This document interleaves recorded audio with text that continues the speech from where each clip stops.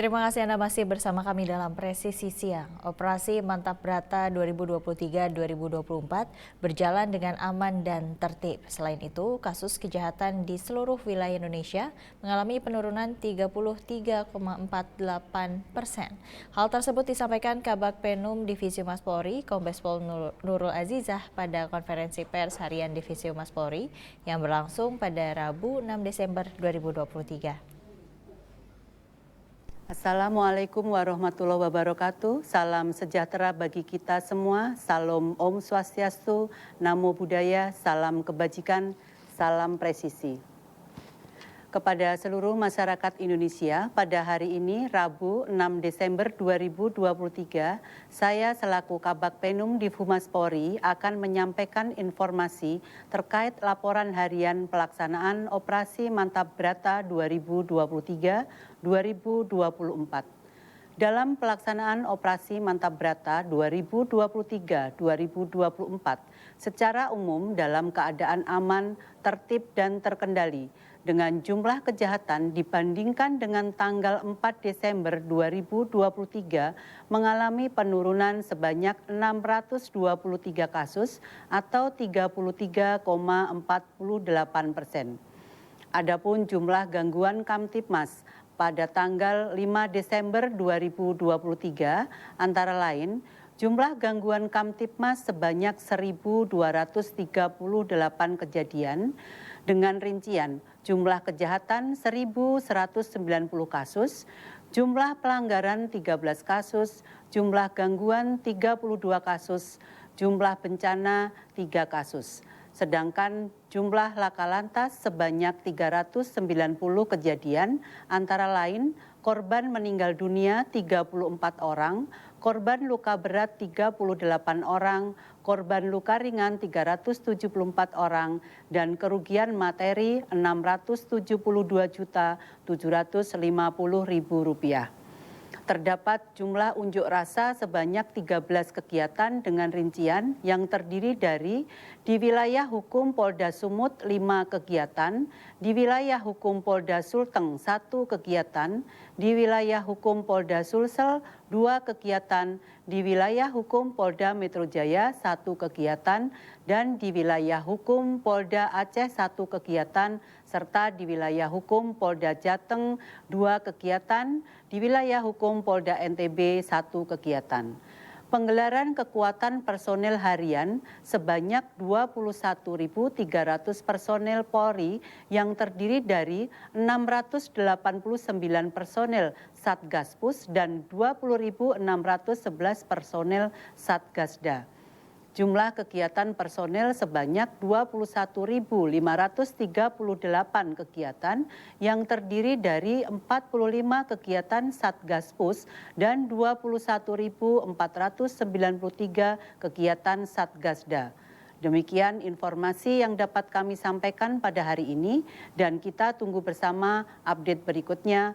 Wassalamualaikum warahmatullahi wabarakatuh. Salam presisi. Polda Jawa Barat melaksanakan kegiatan upacara Purna Bakti Polri dan aparatur sipil negara Polda Jawa Barat. Generasi penerus diharapkan dapat mencontoh purnawirawan yang telah melaksanakan tugas terbaik bagi institusi Polri.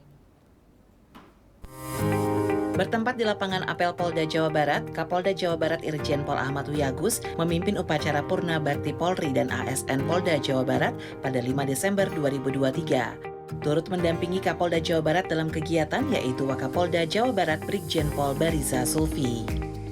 Dalam amanatnya, Kapolda Jawa Barat Irjen Pol Ahmad Wiyagus mengatakan bahwa ada sebanyak 160 orang yang telah memasuki usia pensiun yaitu 58 tahun, terdiri dari 109 personel Polri dan 51 orang aparatur sipil negara ASN.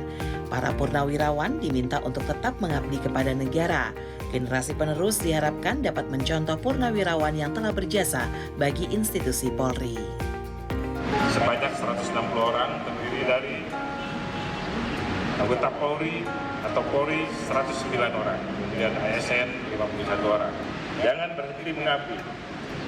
Saudara hanya pensiun dari pekerjaan, bukan dari pengabdian. Semoga amal ibadah para purnawirawan dibalas dengan ganjaran setinggi-tingginya. Atas pengabdian dengan penuh keikhlasan dan ketulusan yang telah didharma baktikan. Tercatat dengan tinta emas dalam sejarah pengabdian Polri dan senantiasa akan dikenang oleh generasi yang akan datang. Di akhir kegiatan, Kapolda Jawa Barat Irjen Pol Ahmad Wiyagus memberikan cenderamata, tali asih, dan kadede kepada Purna Bakti Polri dan ASN Polri, khususnya Polda Jawa Barat. Penghormatan lain juga diberikan dalam bentuk upacara pedang pora yang dilakukan oleh para Pama Polda Jawa Barat. Tim Humas Polda Jawa Barat melaporkan untuk Polri TV. Kita beralih ke informasi lainnya, pemirsa. Seorang sopir di salah satu perusahaan peternakan dilaporkan ke polisi oleh pemilik perusahaan karena terbukti melakukan penyelewengan keuangan perusahaan tempatnya bekerja. Akibatnya, pelaku terpaksa diamankan oleh tim Opsnal Polsek Sandubaya. Seorang sopir perusahaan diamankan tim Opsnal Polsek Sandubaya karena terbukti melakukan penyelewengan keuangan perusahaan tempat ia bekerja. Berdasarkan laporan yang disampaikan korban, serta keterangan para saksi, pelaku akhirnya berhasil diamankan di kediamannya tanpa perlawanan. Dari keterangan pelaku, ia terpaksa melakukan hal itu untuk menyelesaikan utangnya.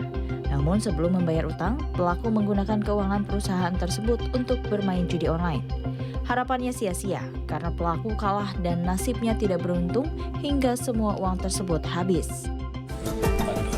Karena dia karyawan dari salah satu UMKM yang usaha kecil lah, yang motor, kemudian tersangka menyalahgunakan, dipercayakan untuk melakukan tagihan ada sekitar 9 faktur ya, 9 faktur tagihan yang digunakan menghasilkan kerugian sekitar 17 juta bagi perusahaan, dan uangnya digunakan untuk main judi dengan tujuannya untuk membayar hutang.